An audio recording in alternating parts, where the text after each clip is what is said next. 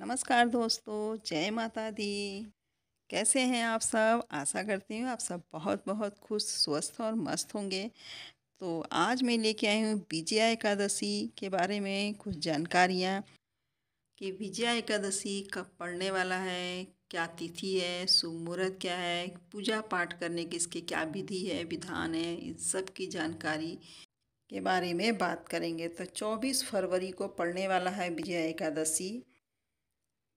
विजय एकादशी के शुभ मुहूर्त के बारे में भी हम जानेंगे आगे। उसके पहले इसके जान लेते हैं फ़ायदे क्या हैं। तो इसके बहुत फ़ायदे हैं। विजय एकादशी व्रत करने से हमें माता लक्ष्मी और भगवान विष्णु की कृपा प्राप्त होती है। इस दिन तुलसी की पूजा अवश्य करें। तुलसी में कलावा बांधें। कलावा बांधने के भी बहुत सारे बेनिफिट होते हैं। हमें इससे जो है कि हर काम में सफलता मिलती है। तो इसके शुभ मुहूर्त आपको स्क्रीन पे मिल जाएंगे, आप वहाँ से शुभ मुहूर्त उसको देख सकते हैं। विजया एकादशी हो चाहे कोई भी एकादशी हो, उस दिन हमें तुलसी में जो है कि लाल कलावा बांधना चाहिए। उसकी मंजरी को तोड़ करके एक दिन पहले ही तोड़ना चाहिए, उस दिन नहीं तोड़ना चाहिए। तोड़ करके हमें जो है कि लाल कपड़े में बांध कर तिजोरी में रखने से धन धान्य का सुख प्राप्त होता है। तुलसी में एकादशी के दिन लाल कलावा बांधने से हमारे घर की सारी आर्थिक जो है कि तंगी समस्याएं जो है कि वो दूर होती हैं।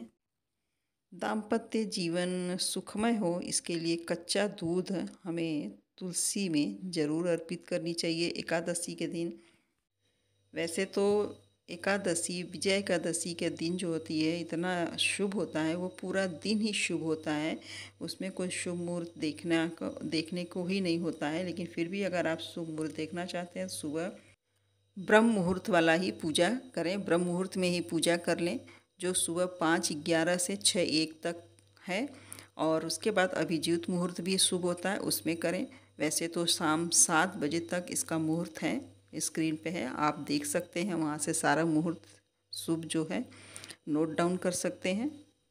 तुलसी का पौधा पवित्रता और शुद्धता का प्रतीक होता है। इसमें कलावा जरूर से बांधना चाहिए, इससे लक्ष्मी माता की कृपा पर प्राप्त होती है।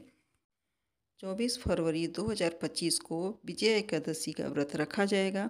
इस व्रत को रखने से हमारे सारे कष्टों को और तकलीफ, चिंता, दुख, रोग, व्याधि का नाश होता है और भगवान विष्णु की असीम कृपा प्राप्त होती है, जिससे हमें हर सुख की प्राप्ति होती है और हमें हर काम में सफलता मिलती है। बहुत दिनों से अगर रुका हुआ कोई काम है, हमारा काम नहीं बढ़ रहा है, तो इस व्रत को विधि विधान से करें। शुभ मुहूर्त में इसको व्रत को करें और दान भी अगर अपने सामर्थ्य हो तो दान भी अपने सामर्थ्य के हिसाब से ज़रूर से करें।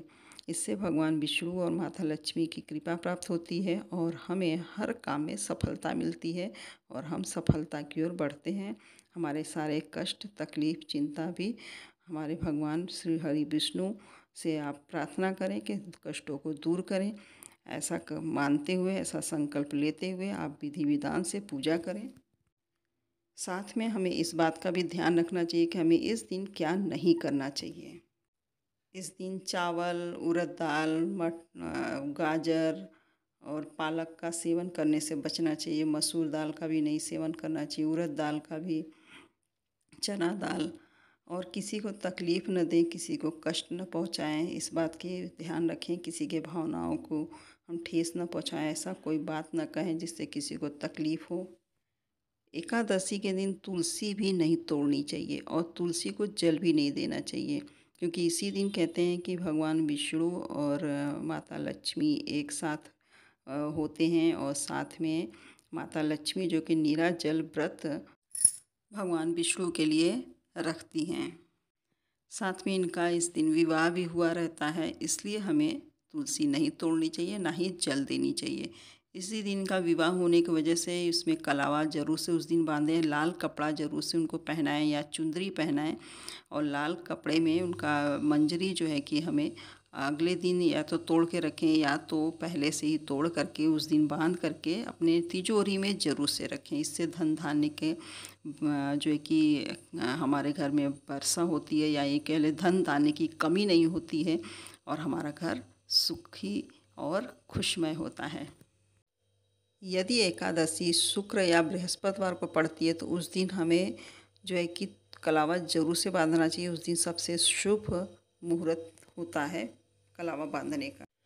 तुलसी पूजन करने का भी बहुत ही विधान होता है, उसमें कलावा बांधने का भी विधान होता है। जैसे कि हम जब भी कलावा बांधें पहले तुलसी के ऊपर थोड़ा सा पानी का छींटा मारें या और आसपास भी साफ़ सफाई रखें, उसको भी अच्छे से वॉश कर ले आसपास का ये जो एक एरिया है, और फिर उसके बाद वहाँ दीपदान करने के बाद कलावा बांधें।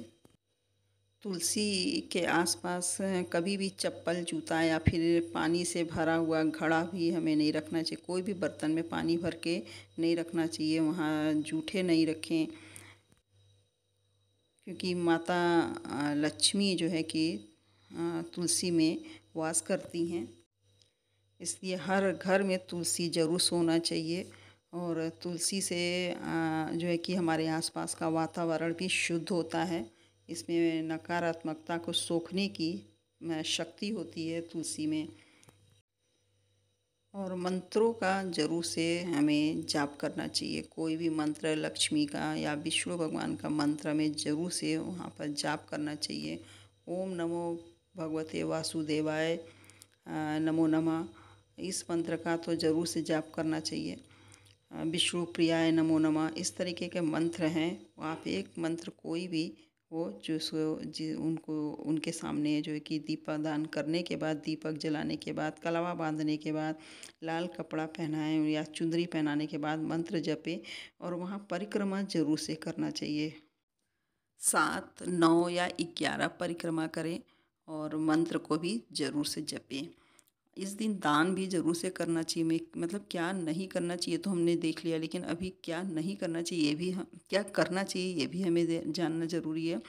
हमें हमेशा जो है कि पूजा पाठ के बाद दान ज़रूर से करना चाहिए, तभी हमें उसका पूरा फल मिलता है। अपने सामर्थ्य के अनुसार जो भी दान हो, गुड़ तिल इस दिन ज़रूर से दान करना चाहिए, वो शुभ होता है। तो जानकारी अच्छी लगी हो तो अपने दोस्तों में ज़रूर से शेयर करें। तो आप सभी को मेरी तरफ से विजय एकादशी की बहुत बहुत बहुत बहुत शुभकामनाएं।